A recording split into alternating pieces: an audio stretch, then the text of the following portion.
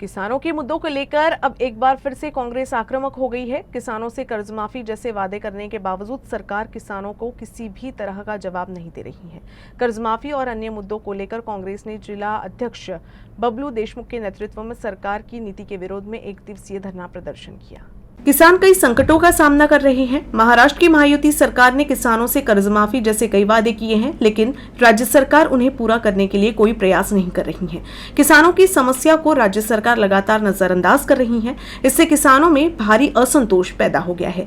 राज्य सरकार का बजट सत्र शुरू हो रहा है। ऐसे में अब कांग्रेस पार्टी मांग कर रही है कि सरकार इस सत्र में किसानों की समस्याओं का समाधान करे।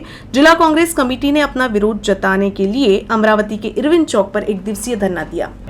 भाजपची जी मंडळी आहे, जी सत्तेत आहे, ती चुनावी जुमला करत असते आणि त्यांनी देवेंद्रजींनी स्पष्टपणे म्हटलेलं आहे की आमची सरकार आली तर आम्ही सातबारे कोरे करू। मग आता परत निवडणुका आल्या, त्यांच्या समोर सातबारे कोरे करणारे की आज गरज आहे, आज धानाला भाव नाही आहे, आज कपाशीला भाव हे देऊ शकत नाही आहे, आज सोयाबीनला भाव नाही, काय आज तुरीची खरेदी त्या ठिकाणी व्यवस्थित होत नाही आहे, काय चाललेलं आहे सरकारचं। ही जी सरकार बसलेली आहे सत्तेमध्ये, ही शेतकरी विरोधी सरकार आहे। यांना शेतकऱ्यांचं काही घेणं देणं नाही आहे, यांना फक्त व्यापाऱ्यांचं घेणं देणं आहे आणि त्याच्या निषेधार्थ, शेतकऱ्यांच्या समर्थनार्थ आज काँग्रेस रस्त्यावर उतरलेली आहे।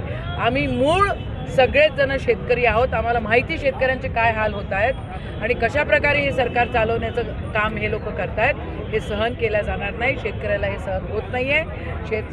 सरकारचा निषेध आहे आणि 7-12 कोरा झाला पाहिजे अशी मागणी आहे। महाराष्ट्र प्रदेश काँग्रेस कमिटीच्या वतीनं हे संपूर्ण महाराष्ट्रभर शेतकऱ्यांच्या प्रश्नावर आंदोलन उभारलेलं आहे।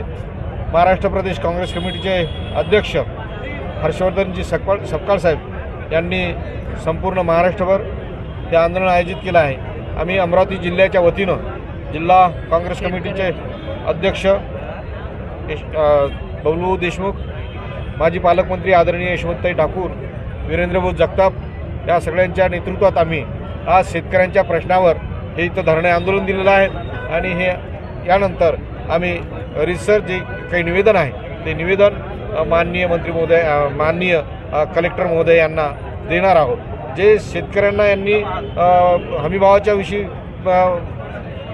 आश्वासन दिलं होतं, यांनी कर्जमाफीच्या विषयीच्या आश्वासन दिलं होतं, परंतु शेतकऱ्यांची ना कर्जमाफी झाली ना शेतकऱ्यांच्या मालाला भाव आहे, म्हणून हे आज आंदोलन आहे।